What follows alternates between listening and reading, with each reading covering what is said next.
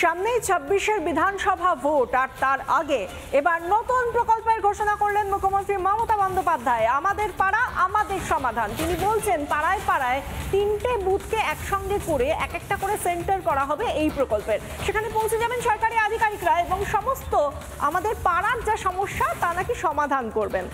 আদৌ কি করবেন? এতদিনে তাহলে কি করলেন? কেন ভোটের সময় এলে এরকম প্রকল্পের সামনে আনা হয়, প্রকল্প সূচনা করা হয়? এই নিয়ে পাল্টা বলা হচ্ছে বিরোধীদের তরফ থেকে, আসলে তো প্রকল্প নয়, নতুন করে দুর্নীতি আর কাটমানির ফন্দি ফিকে।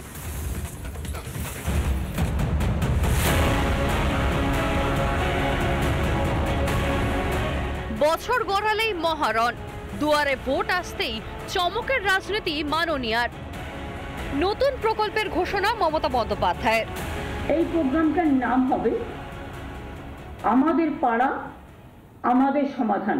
10 লক্ষ টাকা করে স্যাংশন করব। তার মানে এখানে প্রায় ৮,০০০ কোটি টাকার উপর সরকারের খরচা হবে।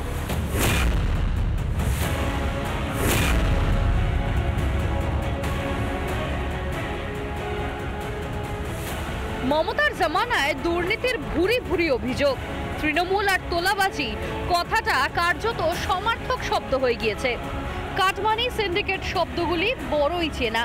মমতার এবারের ঘোষণাকে ভোটের আগে নেতাদের পকেট ভরানোর নতুন কৌশল হিসেবেই দেখছে বিরোধীরা।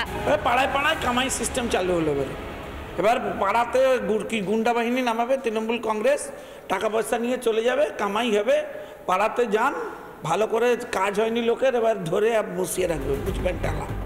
বিরোধীদের এও প্রশ্ন, যে সরকার দিয়ে দিতে পারে না, যে সরকার ঋণে ডুবে, তারা বাড়তি ৮,০০০ কোটি টাকা জোগাড় করবে কিভাবে? এই টাকার উৎসটা কোথা থেকে? এর জন্য কি বাজেটে অর্থ বরাদ্দ করা ছিল, বা অন্য কোনো জায়গায় কোন প্রকল্পের খাত থেকে এই টাকা তুলে নিয়ে এসে এখানে টাকা দেবে?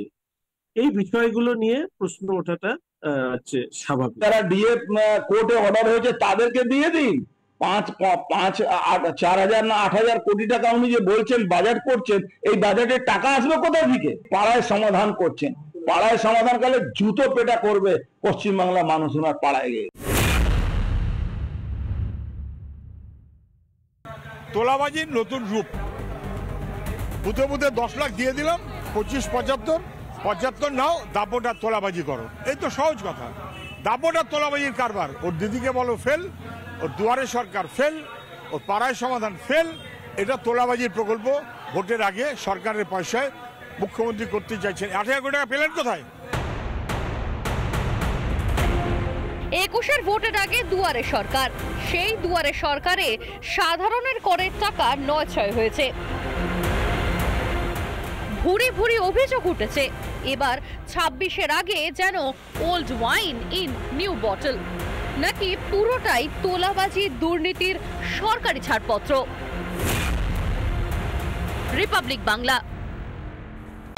নানা ধরনের কন্টেন্ট দেখার জন্য লাইক করুন, শেয়ার করুন আমাদের ফেসবুক পেজ, সাবস্ক্রাইব করুন আমাদের ইউটিউব চ্যানেল।